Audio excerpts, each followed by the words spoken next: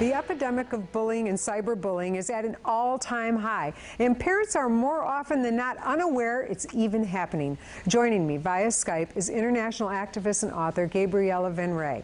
Welcome, Gabriella. Thank you for taking the time to talk with us tonight. Thank you for having me for such an important topic. Now, you have been busy studying this topic and researching it for years. What makes you an expert in the field? I think I'm an expert because I've lived it from the moment I set foot in Europe. I am one of the first multinational, multicultural adoptions. Born in Pakistan, and I was one of the lucky ones that had parents that wanted to adopt me in the Netherlands and Holland. And so I learned very early in life what it was like to stand out and, with other words, be ridiculed and humiliated by fellow students. And now you travel the country talking to kids of all ages. Why do you think we need to be on this topic 24/7? We need to be on it 24/7. First of all, I see everyone always jump up when there is a suicide. But then it's too late. We need to go for prevention, and we're not willing to do that. Every school tells me that there's no money. But apparently, and this is going to sound really terrible, there is money for funerals. And I want to say, I want to spend a little bit of money implementing tools and empowerment for these students. For example, nobody teaches the child, the victim in this case, that their uniqueness is what makes up the diversity of this world. So we need diversity. We need the uniqueness of these children. They are not left out. They are only not understanding that fat, short, skinny, brown, Asian eyes, it's all there, and they need to own up to it and be proud of it. I totally agree. Now let's talk about this one. Every parent fears that their child might be bullied at school, cyberbullied. How can they find out what's really going on? Are there resources for parents?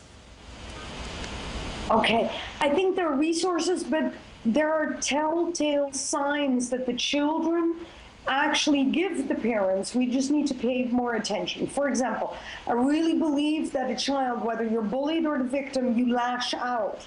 And you lash out at the only place you feel slightly safe, which is your home. And today in cyberbullying, parents need to understand that those smartphones are truly computers. I call them weapons.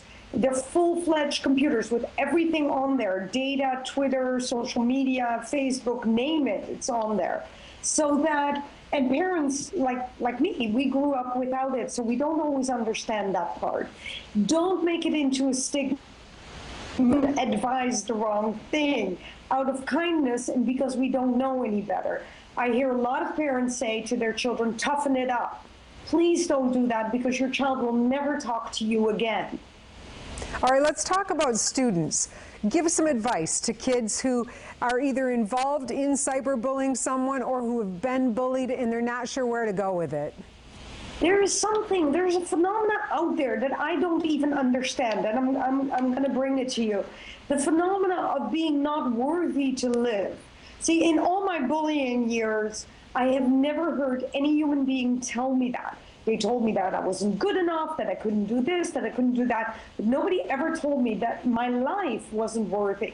So something has changed today because we've really dropped the ball on human kindness in letting young children say this to others. And the victim believes this. So I need parents to step it up and at night actually talk about what a life contains, how wonderful it is, that it's worth more than all the money in the world. I think we forget this. So the students don't hear from anyone that a life is worth it. And so the bully has such power, I'm almost going to say, such enormous momentum when that child that he or she actually bullies dies. I don't think the child actually knows what to do with that. Gabriella, thank you so much.